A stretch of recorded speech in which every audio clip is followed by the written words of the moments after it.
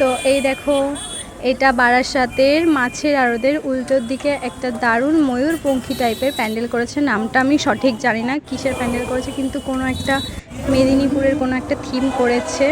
চাপাডালি থেকে সোজা এসে এইদিকে দেখবে যে বিগ বাজার আছে, তার উল্টো দিকে মেগা সিটি নার্সিংহোমের ঠিক আগে।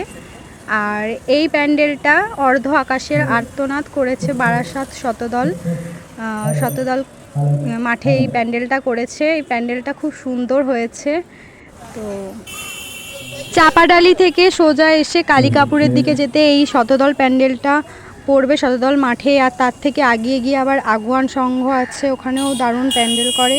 কিন্তু বারাসাত সন্ধানীতে করা হয়েছে ইস্কন মন্দির, এবং বারাসাতের বিভিন্ন জায়গায় অনেক সুন্দর সুন্দর প্যান্ডেল হয়েছে। তো তোমরা কেমন ঘুরছো ও অবশ্যই কমেন্ট করে জানিও। আর আমার ভিডিওটা যদি ভালো লেগে থাকে তাহলে একটা লাইক করে দিও।